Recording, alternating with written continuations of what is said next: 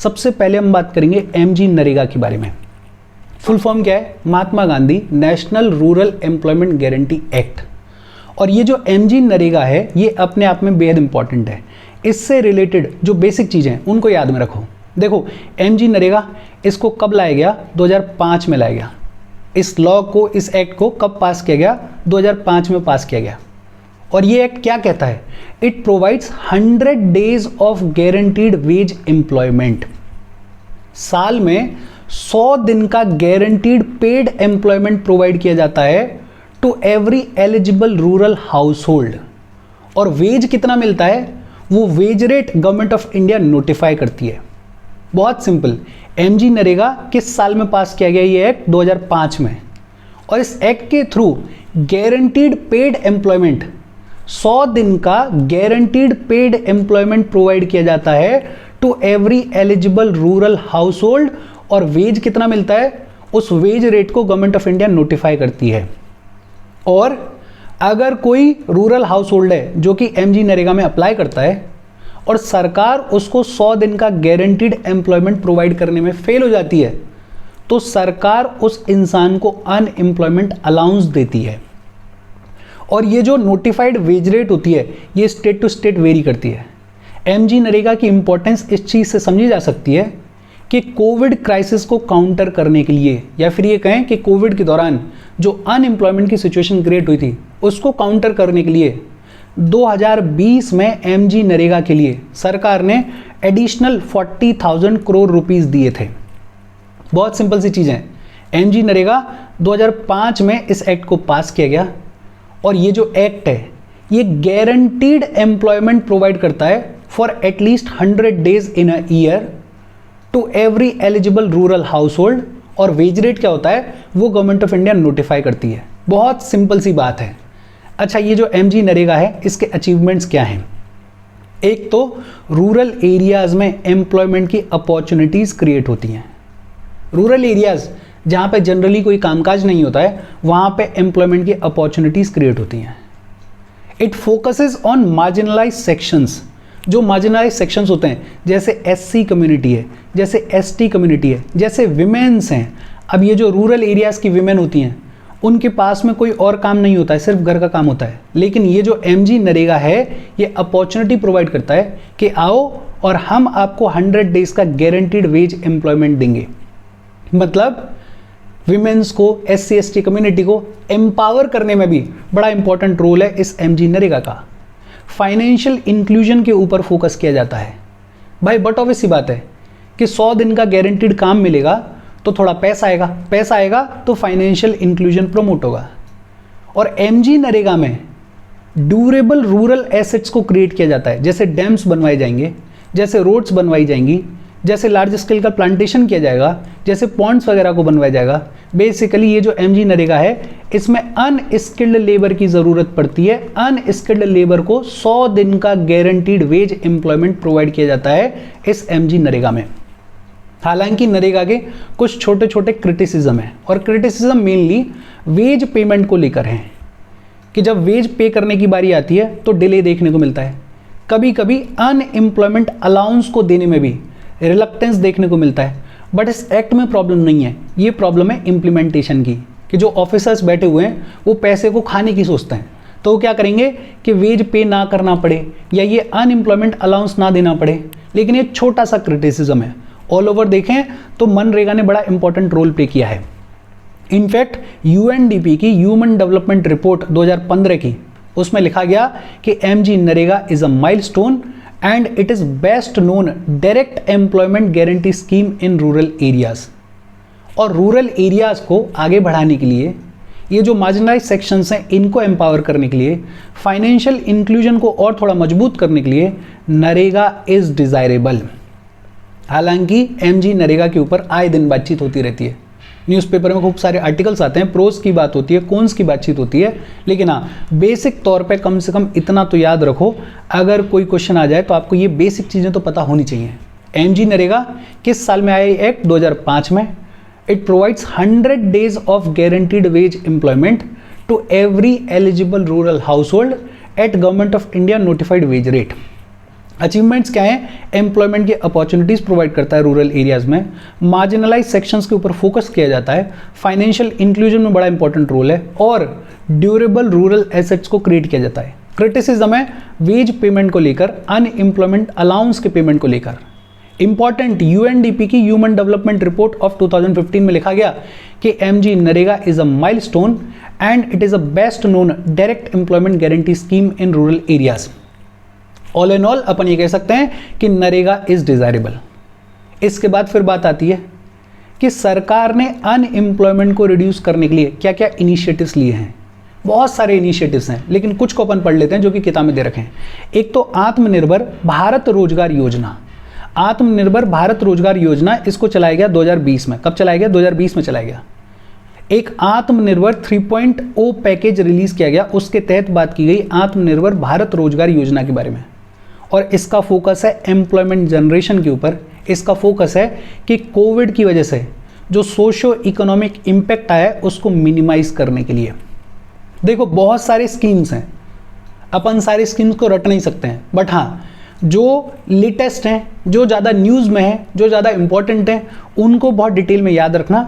बाकी स्कीम्स का basic data याद रखना, बेसिक आइडिया याद रखना। तो अपन बेसिक तौर पर आइडिया देख रहे हैं, बाकी करंट अफेयर में जो स्कीम्स चल रही हैं उनको थोड़ा ढंग से देखना।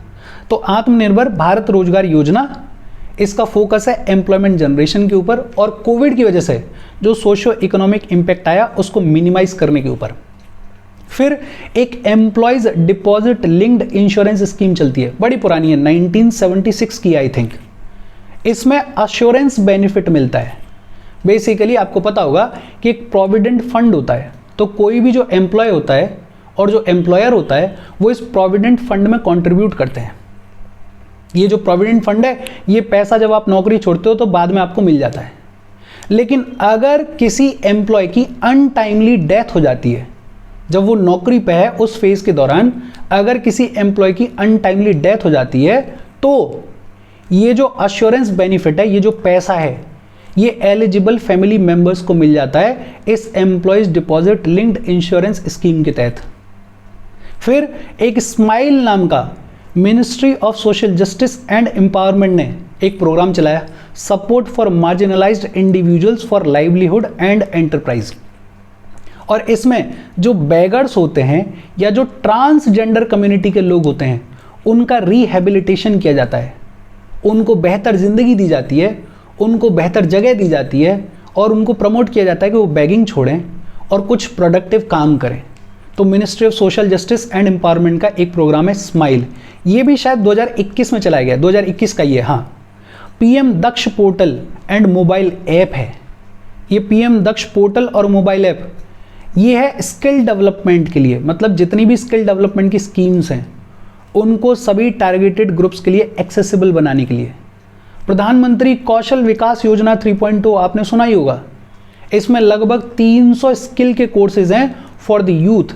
बेसिकली कौशल विकास, स्किल का डेवलपमेंट करने की कोशिश की जा रही है, यूथ को स्किल के लिए ट्रेन करने की कोशिश की जा रही है। बड़ी पुरानी स्कीम है ये, 2015 की स्कीम है, लेकिन इसके वर्जन्स आते रहते हैं। ये 3.0 है। तो ऐसे बहुत सारे स्कीम्स सरकार ने चलाए हैं अनएम्प्लॉयमेंट को रिड्यूस करने के लिए, यूथ को और एम्पावर करने के लिए। इन सभी चीज़ों के बारे में आपको याद रखना ही रखना चाहिए, बिकॉज अगर कल को कोई क्वेश्चन आ जाए कि कैसे अनएम्प्लॉयमेंट को रिड्यूस कर रही है हमारी सरकार, तो आपको बेसिक लेवल पे ये स्कीम्स पता होनी चाहिए। और जो करंट में न्यूज़ चल रही है, जो स्कीम्स चल रही हैं, उनको थोड़ा और डिटेल में याद रखना। देखो एक बार फिर से देख लेते हैं। एमजी नरेगा 2005 में एक्ट को लाया गया। 100 दिन का गारंटीड एम्प्लॉयमेंट प्रोवाइड किया जाता है to every eligible rural household. इसके अचीवमेंट्स क्या हैं? एम्प्लॉयमेंट अपॉर्चुनिटी प्रोवाइड करता है रूरल एरियाज में, मार्जिनलाइज सेक्शंस के ऊपर फोकस किया जाता है, फाइनेंशियल इंक्लूजन में बड़ा इंपॉर्टेंट रोल है और इसमें ड्यूरेबल रूरल एसेट्स को क्रिएट किया जाता है। क्रिटिसिज्म वेज पेमेंट को लेकर है, अनएम्प्लॉयमेंट अलाउंस के पेमेंट को लेकर है। बाकी ये जो नरेगा है ये अपने आप में डिजायरेबल है। स्कीम्स कौन सी चलाई हैं? आत्मनिर्भर भारत रोजगार योजना, फिर इसके अलावा employees deposit linked insurance scheme, smile ministry of social justice and empowerment का, जो कि फोकस करता है बेगर्स और ट्रांसजेंडर्स के रिहेबिलिटेशन के ऊपर, PM Daksh portal and mobile app, skill development की जितनी भी स्कीम्स हैं उनको टारगेटेड ग्रुप्स के लिए एक्सेसिबल बनाने के लिए, प्रधानमंत्री कौशल विकास योजना, इसमें स्किल्स प्रोवाइड की जाती हैं यूथ को, स्किल डेवलपमेंट के कोर्सेज हैं उनको एक्सेसिबल करवाया जाता है यूथ को। वे फॉरवर्ड क्या है? वे फॉरवर्ड है कि एक तो हम एम्प्लॉयमेंट जनरेटिंग सेक्टर्स के ऊपर ज़्यादा फोकस करें, जैसे टेक्सटाइल्स वाला, एपरल वाला, लेदर प्रोडक्ट्स वाला, रबर प्रोडक्ट्स वाला, ये जितने भी सेक्टर्स हैं ऐसे सेक्टर्स जिनमें एम्प्लॉयमेंट जनरेशन हो सकता है उनके ऊपर ज़्यादा फोकस करें। एग्रीकल्चर के ऊपर फोकस करें, बिकॉज हमारी जो रूरल इकोनॉमी है वो एग्रीकल्चर के ऊपर हैवीली डिपेंडेंट है। एमएसएमई सेक्टर अपने आप में बेहद इंपॉर्टेंट है, एमएसएमई सेक्टर के ऊपर हमें फोकस करने की ज़रूरत है और स्किल डेवलपमेंट के ऊपर हमें फोकस करने की ज़रूरत है। अच्छा, इसके साथ अनएम्प्लॉयमेंट से रिलेटेड जितनी भी बातचीत थी वो खत्म हो गई।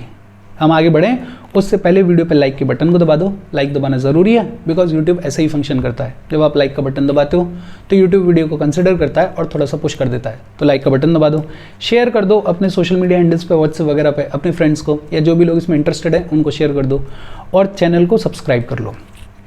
अच्छा, इसके अलावा पॉवर्टी वाले सेक्शन में कुछ 2-3 टॉपिक्स रह गए थे, उनका बेसिक देख लेते हैं, बहुत ज़्यादा इंपॉर्टेंट टॉपिक्स है नहीं। देखो, सबसे पहले हम बात करेंगे अमर्त्य सेन की capability approach on poverty. Basically Amartya Sen की ये जो कैपेबिलिटी अप्रोच है on poverty, it is a people focused approach. Amartya Sen जो कि अपने आप में जाने माने इकोनॉमिस्ट हैं, जिनको नोबेल प्राइज़ भी मिला हुआ है, उनकी कैपेबिलिटी अप्रोच के तहत अमर्त्य सेन ये कहते हैं कि हमें फोकस करना चाहिए लोगों की कैपेबिलिटीज़ को एक्सपेंड करने के ऊपर। हमें लोगों का वेलबींग इंश्योर करना है, लेकिन वो जो वेलबींग है उसको हमें इंश्योर करना चाहिए by expanding their capabilities. Basically Amartya Sen ये कहते हैं कि हमें वेलफेयर प्रोग्राम्स को नहीं चलाना चाहिए, हमें लोगों को कैपेबल बनाने के लिए कामकाज करना चाहिए। अमर्त्य सेन का आर्ग्यूमेंट ये है कि वेलफेयर प्रोग्राम से कैपेबिलिटी इंक्रीज नहीं होती है, आदमी डिपेंडेंट हो जाता है। हमें वेलफेयर प्रोग्राम्स को नहीं चलाना चाहिए, हमें कोशिश करनी चाहिए कि लोगों को कैपेबल बनाया जाए। बेसिकली ये जो कैपेबिलिटी अप्रोच है इसके 2 एलिमेंट्स हैं। अमर्त्य सेन क्या कहते हैं कि हमें वेलबींग को एंश्योर करना है, ये तो इंपॉर्टेंट है ही, लेकिन वेलबींग को एंश्योर हमें कैपेबिलिटीज़ को इंक्रीज करके करना है, ना कि वेलफेयर प्रोग्राम्स के थ्रू। और यही कैपेबिलिटी अप्रोच है अमर्त्य सेन की ऑन पॉवर्टी। हालांकि इसका पूरा फॉर्मूला है, किताब में भी दे रखा है, लेकिन उस फॉर्मूला को अपने को पढ़ने की ज़रूरत नहीं है। सिंपल तौर पे याद रखो कि अमर्त्य सेन की कैपेबिलिटी अप्रोच ऑन पॉवर्टी क्या कहती है, और नाम से ही क्लियर है। अमर्त्य सेन ये कहते हैं कि हमें लोगों को कैपेबल बनाने के ऊपर ध्यान देने की ज़रूरत है, ना कि उनके लिए वेलफेयर प्रोग्राम्स चलाओ। फिर एक है randomised controlled trial. Basically poverty को ख़त्म करने के लिए जितनी भी पॉलिसी सरकार लेकर आई, उनकी इफेक्टिवनेस को टेस्ट करने के लिए एक मेथड बनाया गया जिसे बुलाया जाता है रैंडमाइज्ड कंट्रोल्ड ट्रायल, और इसको डेवलप किया Nobel laureates of 2019 Abhijit Banerjee, Esther Duflo और माइकल क्रेमर। अभिजीत, ईस्टर और माइकल ने इस रैंडमाइज्ड कंट्रोल ट्रायल को डेवलप किया, जिसके थ्रू पॉवर्टी एलिवेशन की जितनी भी पॉलिसीज़ हैं उनकी इफेक्टिवनेस को टेस्ट किया जाता है। पीएचडी करने मत बैठना कि कैसे टेस्ट किया जाता है, सिंपल याद रखो कि रैंडमाइज्ड कंट्रोल ट्रायल एक मेथड है जिसके थ्रू पॉवर्टी एलिवेशन की जितनी भी पॉलिसीज़ हैं उनकी इफेक्टिवनेस को टेस्ट किया जाता है। किसने डेवलप किया? अभिजीत बैनर्जी, ईस्टर और माइकल। फिर लास्ट है बेयर नेसेसिटीज इंडेक्स। इसकी बात की गई इकोनॉमिक सर्वे ऑफ 2020-21 में। 2020-21 की इकोनॉमिक सर्वे में बात की गई बेयर नेसेसिटीज इंडेक्स के बारे में। Bear necessities index, bear necessities नाम से क्लियर है। बेसिकली ये जो इंडेक्स है ये हाईलाइट करता है बेयर नेसेसिटी की जो चीज़ें हैं उनकी इंपॉर्टेंस को। जो बेयर सर्वाइवल की चीज़ें हैं जो कि हमें चाहिए ही चाहिए, उनकी इंपॉर्टेंस को हाईलाइट करता है ये बेयर नेसेसिटीज इंडेक्स। जैसे हाउसिंग, जैसे वाटर, जैसे सैनिटेशन, जैसे इलेक्ट्रिसिटी, जैसे क्लीन कुकिंग फ्यूल। इस बेयर नेसेसिटी इंडेक्स में 26 इंडिकेटर्स हैं जिनको 5 डायमेंशंस में डिवाइड किया गया है। कौन कौन सी 5 डायमेंशंस में डिवाइड किया गया है? Water, sanitation, housing, micro environment and other facilities. बहुत सिंपल, इसके साथ ये पूरा चैप्टर हमारा खत्म हो गया। देखो आज के सेशन में हमें एक तो याद रखना है कि मनरेगा क्या है, और मनरेगा बड़ा सिंपल 2005 में लाया गया। 100 days of guaranteed employment provide किया जाता है to every eligible rural household, और अगर सरकार 100 डेज ऑफ गारंटीड एम्प्लॉयमेंट नहीं प्रोवाइड कर पाती है तो अनएम्प्लॉयमेंट अलाउंस दिया जाता है। फिर हमने बात करी वेरियस स्कीम्स के बारे में, इन स्कीम्स को एक नज़र से देखो और बात को ख़त्म करो। फिर हमने पढ़ा अमर्त्य सेन की कैपेबिलिटी अप्रोच के बारे में ऑन पॉवर्टी। अमर्त्य सेन ये कहते हैं कि देखो वेलबींग को इंश्योर करना ज़रूरी है, लेकिन उसका रास्ता होना चाहिए कि हम लोगों की कैपेबिलिटीज़ को इंक्रीज करें, ना कि वेलफेयर प्रोग्राम्स को चलाएं। फिर हमने बात की रैंडमाइज्ड कंट्रोल ट्रायल के बारे में। एक लाइन में याद रखो कि पॉवर्टी एलिवेशन की जितनी भी पॉलिसीज़ हैं उनके इफेक्टिवनेस को टेस्ट करने का एक मेथड है randomised control trial. Bare necessities index कहाँ बात की गई इसके बारे में? इकोनॉमिक सर्वे 2020-21 में बात की गई। इसमें जो भी बेयर नेसेसिटी की चीज़ें हैं उनकी इंपॉर्टेंस को हाईलाइट किया जाता है। इसमें 26 इंडिकेटर्स होते हैं जिनको 5 डायमेंशंस में डिवाइड किया गया है। इसके साथ आज की हमारी बातचीत खत्म हो गई, ये चैप्टर हमारा खत्म हो गया। कोई डाउट हो तो कमेंट करके पूछ लेना। Thank you very much.